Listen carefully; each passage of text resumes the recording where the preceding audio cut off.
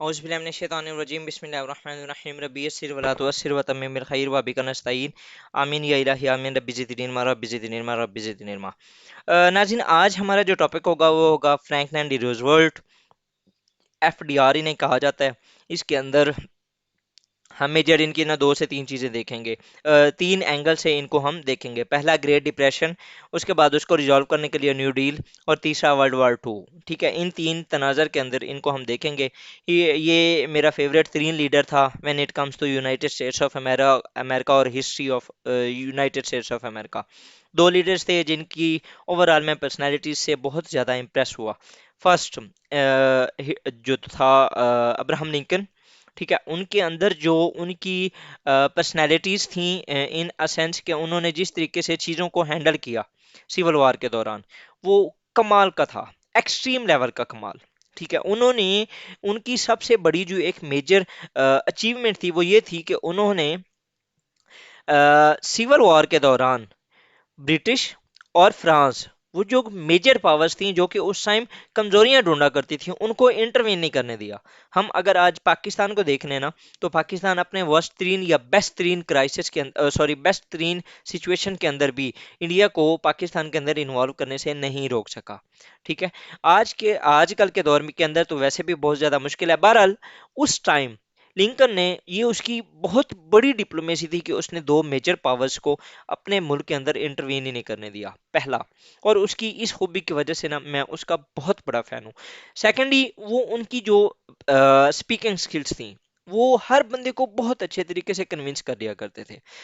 अगर हम आए एफडीआर के पास, फ्रैंकलिन डी रूजवेल्ट, तो ये इस इंसान के अंदर एक्सट्रीम लेवल की लीडरशिप स्किल्स थी। इन्होंने एक ऐसे मुल्क के अंदर अपने मुल्क को संभाल ऐसे टाइम के अंदर अपने मुल्क को संभाला कि अगर यहाँ पर बड़े से बड़े नर्व्स का इंसान भी यहाँ पर अगर वो होता ना, तो वो कोलैप्स कर जाता। ठीक है, और ये कोलैप्स, इनसे पहले वाला जो प्रेसिडेंट था वो तकरीबन कोलैप्स कर गया था। ठीक है, लेकिन इन्होंने आके फिर जिस तरीके से मुल्क को संभाला, एक्स्ट्रा एक्स्ट्रा इनकी जो लीडरशिप स्किल्स थी ना, ये यहाँ से नजर आती हैं। हम इनको फर्दर पढ़ते हैं।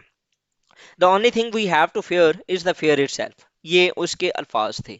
ठीक है, fifth cousin of Teddy Roosevelt, जो कि टेडी रोजवेल्ट, ये थियोडोर रोजवेल्ट भी कहते हैं उसे, जिनका एक बहुत बड़ा प्लान था बिग स्टिक डिप्लोमेसी का, जो उनकी पॉलिसी थी, ये उनके फिफ्थ कजन थे। Supporter of Wilson and league of nation. उसके बाद ये lost election in 1924। In 1928 again fought through democratic campaign over the new deal, और 158% popular vote and 89% electoral vote. He used Keynesian economic model. He wanted to intervene to fix the banks, restore employment and regulate stock markets. ठीक है, इन्होंने ना overall अपनी new deal के ऊपर ही बात की। मैंने जिस तरीके से आपको बताया, इनको हम तीन तनाजुर के अंदर पढ़ेंगे: ग्रेट डिप्रेशन, न्यू डील और वर्ल्ड वार 2। ठीक है, तो सबसे पहले हम ग्रेट डिप्रेशन की तरफ आते हैं। हुआ क्या था? One of the largest and deepest economic downturn happened in the history of United States of America. 13 से 15 मिलियन पीपल जो थे वो अनएम्प्लॉयड हो गए। बैंक, जितने भी half banks of the United States were bankrupted. Millions of slaves became workless. Presidency of Herbert Hoover, ये 1929 से लेकर 1933 तक की थी। अच्छा, अब इवेंट्स क्या हुए, ग्रेट डिप्रेशन था क्या? तो ये एक ऐसा सेटबैक था। ये इस तरीके से हुआ कि 1920 से 1929 के दरमियान the history of USA called roaring twenties, जिस तरीके से मैंने आपको वुडरो विल्सन के दौर के अंदर मैंने बताया भी था। वर्ल्ड वार 1 हुई, उसके बाद इनके पास पैसा बहुत ज़्यादा आ गया, तो ये इनकी इकोनॉमी काफ़ी ज़्यादा बूस्ट करने लग गई। तो इस इरा को कहते हैं roaring twenties. Economy of country expanded manifold. In August 1929 stock market was at its peak. Stocks were overhauled as production increase. Federal reserve gave warning. ठीक है, अब इसमें यह था कि जो वैल्यू थी ना, स्टॉक्स मार्केट्स की जो वैल्यू थी वो बहुत ज़्यादा बढ़ रही थी। ठीक है, और वो अपने पीक के ऊपर थी। ठीक है, प्रोडक्शन वाज स्लो डाउन। अब इसमें ना एक बैलेंस इम्बैलेंस हो गया कि जो डिमांड थी वो बहुत ज़्यादा थी। ठीक है, और जो प्रोडक्शन थी वो कम हो गई। लेकिन जैसे ही उनको फील हुआ कि डिमांड बहुत ज़्यादा बढ़ गई है, तो उन्होंने प्रोडक्शन को भी इंक्रीज कर दिया। जब प्रोडक्शन इंक्रीज हो गई ना, ठीक है, तो कंज्यूमर की जो स्पेंडिंग थी वो ड्रॉप हो गई। अब फॉर एग्जांपल, जब ये एक चीज़ बढ़ जाए तो दूसरी ऑटोमेटिकली कम हो जाती है। आप अगर आज मार्केट के अंदर देखें तो अगर आपको टमाटर 20 रुपए किलो मिलने लग जाए, तो क्या होगा, उसकी जो कंजप्शन है वो बहुत ज़्यादा हो जाएगी। लेकिन एक ऐसा वक्त आएगा कि प्रोडक्शन ज़्यादा होने की वजह से जो उसकी डिमांड होगी वो कम होने लग जाएगी। ठीक है, आवाम ज़्यादा से ज़्यादा ना वो लेके स्टोर कर लेगी, या उसके बाद फिर उन्होंने ना वो उस तरीके से नहीं लेना। जब ये फील हुआ ना कि अब इसकी प्रोडक्शन ज़्यादा हो गई है और इसकी जो कंजम्पशन है वो कम हो गई है, इन्होंने फिर भी, अब इनको चाहिए था कि प्रोडक्शन को कम कर देते, लेकिन इन्होंने प्रोडक्शन को ना उसी तरीके से जारी रखा।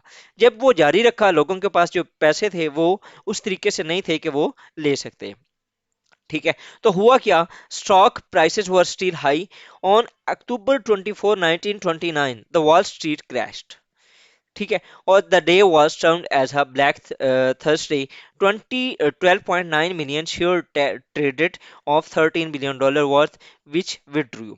ठीक है, अब इसमें क्या हुआ कि लोगों ने ना जो अपने पैसे थे वो निकालना स्टार्ट कर दिए, और जिस दिन ये निकाल, ये जब वॉल स्ट्रीट जो थी वो क्रैश हुई ना, तो लोगों ने से ज्यादा पैसे निकलवाए, और तकरीबन $13 बिलियन एक दिन के अंदर निकाले गए। और उसके बाद 29 अक्टूबर को, एक हफ्ते के बाद, $13 बिलियन का यूनाइटेड स्टेट्स ऑफ अमेरिका को लॉस हुआ। $30 बिलियन। आप ये अंदाजा लगाएं, 1929 के अंदर, 1929 के अंदर $30 बिलियन का लॉस्ट। आजकल का ये कम से कम भी ना, इसको 3 टाइम्स 4 टाइम्स, या इन माय ओपिनियन आप 10 टाइम्स भी कह सकते हैं। ठीक है ना, जो उस टाइम उनको नुकसान हुआ। हम आईएमएफ के पास गए हैं $1 बिलियन के लिए, 1 या 2 बिलियन डॉलर्स के लिए, और हमने उनकी कितनी बातें बर्दाश्त की हैं। ठीक है, और अभी भी हम सफर कर रहे हैं। उनको उस टाइम 29 30 बिलियन डॉलर का एक दिन के अंदर नुकसान हुआ था। Golden standard system was in force, heat felt across the globe. अब क्योंकि ये एक मार्केट थी, बहुत बड़ी मार्केट थी, तो इसकी वजह से पूरी दुनिया के अंदर जो था इसका जो असर था वो हुआ। उसके बाद जी consumption reduced, unemployment rate increase. अब जारी बात है, जब लोगों के पास पैसे कम हो जाए तो क्या होता है, वो फिर उनकी कंजम्पशन। अब फॉर एग्जांपल मेरे पास पैसे ही नहीं है, मैं जाके मार्केट से कैसे अपनी चीज़ें लूंगा, मैं अपनी जो स्पेंडिंग है उनको कम कर दूंगा। उसके अलावा एक तो ये इशू हुआ ग्रेट डिप्रेशन का। उसके बाद ये 1930 से 1936 तक एग्रीकल्चर क्रॉप्स डिस्ट्रॉयड। ठीक है, और उसके अंदर थाउजेंड लोगों को माइग्रेट करना पड़ा। उसके अलावा मिलियन एकड़ लैंड जो थी वो उससे अफेक्ट हुई।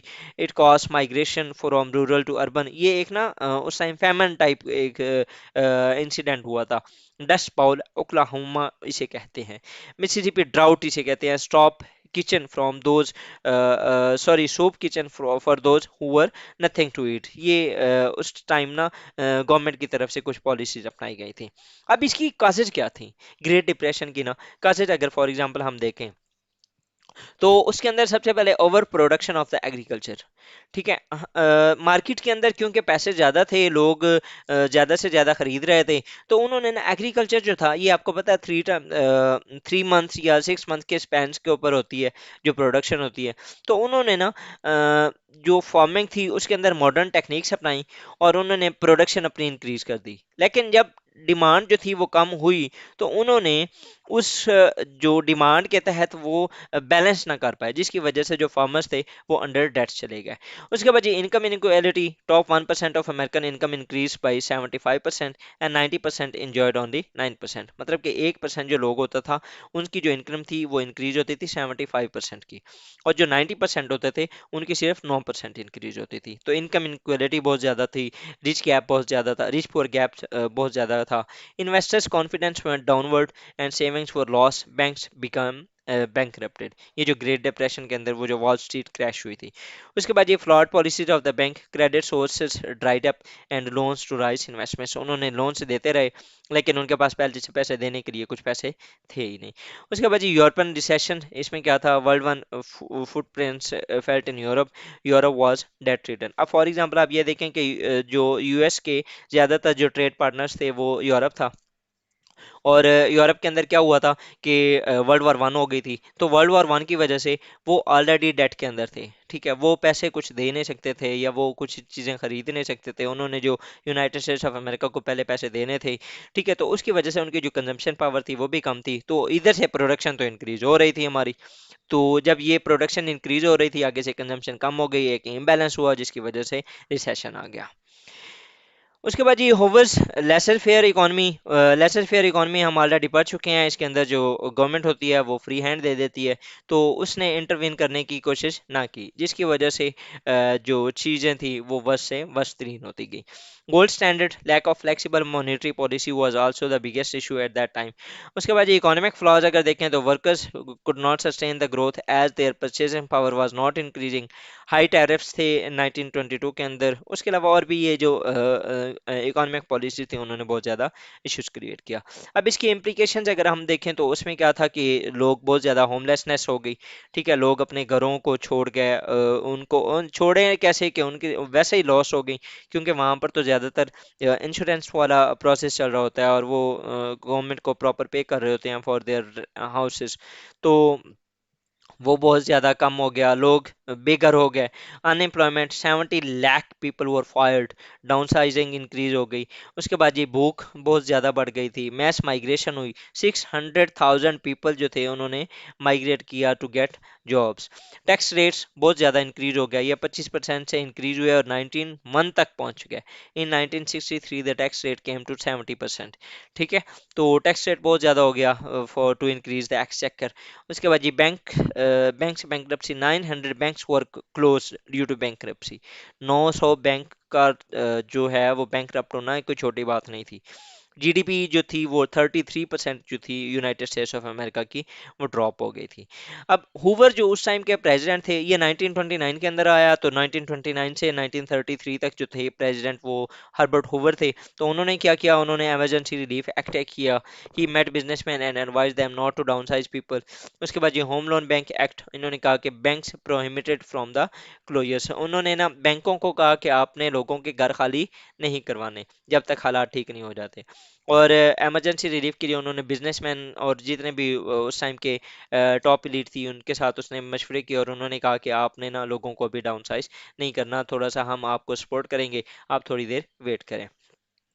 तो ये था हमारा आज का एक्सरसाइज, जिसके अंदर हमने ये देखा कि ग्रेट डिप्रेशन क्या थी। ग्रेट डिप्रेशन जो कि एक बहुत बड़ी एक इवेंट था जिसके अंदर यूएस की स्टॉक मार्केट क्रैश कर गई थी। और उसकी वो स्टॉक मार्केट क्रैश क्यों हुई थी, प्रोडक्शन और कंजप्शन के इम्बैलेंस की वजह से। और इसके फर्दर हमने ये देखा काजेज क्या थी और उसकी इम्प्लीकेशंस क्या थी। अब हम फर्दर इसका जो सोल्यूशंस था वो थी न्यू डील। अब हम न्यू डील के उसको हम फर्दर पढ़ेंगे और फिर फर्दर हम अपने इसी लेक्चर्स को कंटिन्यू करेंगे। थैंक यू जी, अल्लाह हाफिज।